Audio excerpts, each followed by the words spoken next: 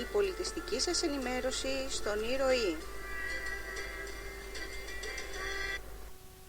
Την Κυριακή 12 Ιουνίου στο Στέκι που βρίσκεται Ιερά Οδός 213 στις 8:30 το βράδυ Open Latin Fiesta Dancing with Menunos. Είσοδος ελεύθερη. Η πολιτιστική σας ενημέρωση στον Ήρωη. Ο Σύλλογος Ελλήνων Αρχαιολόγων πραγματοποιεί στις 11 και 12 Ιουνίου διήμερο φεστιβάλ για την οικιακή οικονομία και αυτάρκεια, αγορά οικολογικών προϊόντων, παρουσιάσεις, εργαστήρια, μουσικά δρόμενα και άλλα. Ερμού 134 στο Θησίο. Στις 8 Ιουνίου στην Εκπαιδευτική Βιβλιοθήκη Δελφών στη Θεσσαλονίκη παρουσιάζεται το εκπαιδευτικό πρόγραμμα για παιδιά ηλικίας 10 έως 15 ετών, διαστημικές αποστολές. Είσοδος ελεύθερη. Ώρα παρουσίασης από 6 και 4 έως 7 και 4 το απόγευμα. Δελφών 208 και Ορεστιάδος 3. 35ο Πανελλήνιο Φεστιβάλ Βιβλίου Θεσσαλονίκης.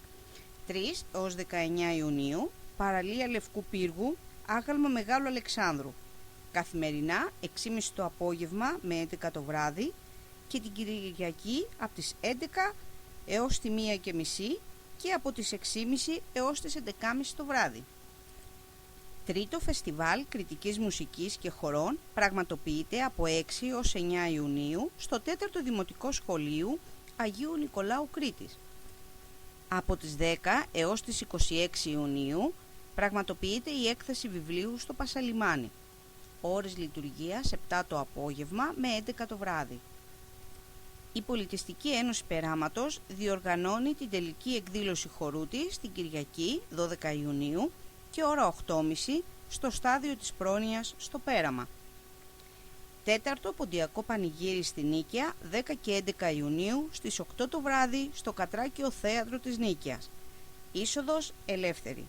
Στο καλλιτεχνικό πρόγραμμα θα είναι η Γιώργος Ατματζίδης, Δημήτρης Καρασαβίδης, Μπάμπης και Μανετζίδης, Αλέξης Παρχαρίδης, Γιάννης Τσιτηρίδης και ο Ηλίας Ιφαντίδης.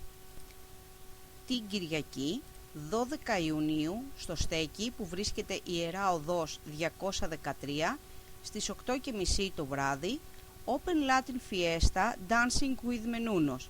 Είσοδος ελεύθερη. Η πολιτιστική σας ενημέρωση στον Ήρωη.